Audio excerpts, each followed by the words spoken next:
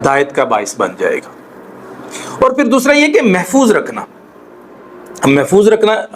अब अरब था, वहाँ पर कुछ पक्के रास्ते थे, कुछ कच्चे रास्ते थे। अब घोड़े पे जाते हैं तो उन जो पक्के रास्ते होते हैं उनमें जो है वो पत्थर होते हैं, कंकरियाँ होती हैं।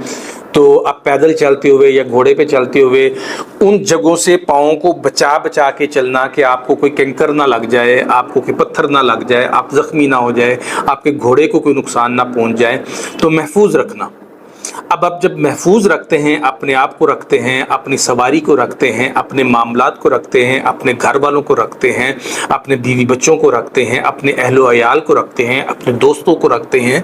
जब आप इन सब को महफूज रखते हैं किसी इज़ा पहुंचने वाली चीज़ से, किसी तकलीफ़ पहुंचने वाली चीज़ से, किसी नुकसान पहुंचने वाली चीज़ से, तो ऐसी सूरत में जब आप महफूज रखते हैं अपने आप को, तो फिर ये दूसरा इस मानी में आ जाता है जो तकवा का जो मानी है, मुत्तकी का मानी जो है महफूज रखने के मानी में। अब एक घोड़ा है, उसके ऊपर हम जीन पहनते हैं। वो जो जीन पहनते हैं, एक तो वो फिट हो और दूसरा वो इस तरह की हो कि घोड़े की पीठ को जो है वो ज़ख्म ना हो। तो इस तरह से हम घोड़े को महफूज रखते हैं। तो उस जीन के लिए भी, वो जो महफूज जीन होती है उसके लिए भी ये मुत्तकी का लफ्ज़ यूज़ करते थे, और बचकर चलने के लिए भी ये मुत्तकी का लफ्ज़ यूज़ करते थे।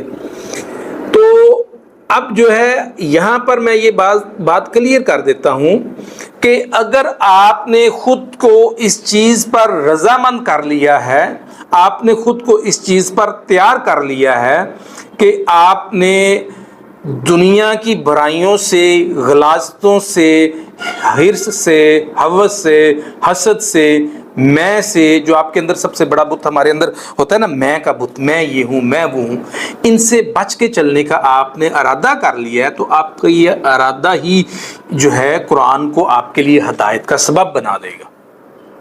और फिर आपने खुद को महफूज रखने का इरादा कर लिया है कि मैंने अपने आप को इस दुनिया में जो नुकसान पहुंचा देने वाली चीज़ें हैं, जो आपको, आपके अजीज़ व अकारब को, आपके अहले अयाल को, उससे मैंने महफूज रख के चलना है। तो ऐसी सूरत में ये कुरान आपके लिए हिदायत का सबब बन जाएगा। तो ये इन्नल्लज़ीना यतलूना किताबल्लाह, जो अल्लाह की किताब को पढ़ते हैं, उसकी तिलावत करते हैं।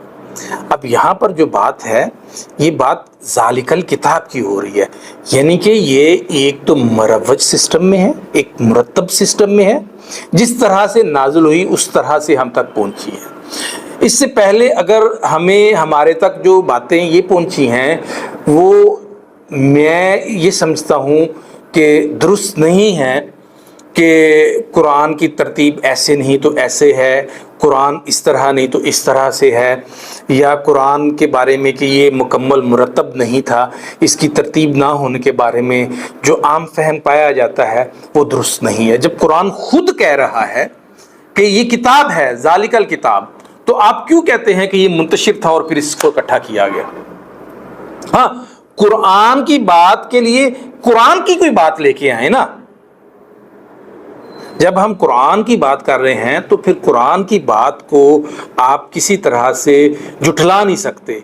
अगर आप किसी इल्मी या किसी इस्तदलाल के तहत, किसी मंतक के तहत या किसी हदीस के हवाले से इसको कहते हैं जी फ़लाँ जगह पर ये लिखा है, फ़लाँ जगह पर लिखा है, तो भाई कुरान के इस्तदलाल के लिए, आप कुरान के साथ कंपैरिजन के लिए आप कुरान को लेके आए।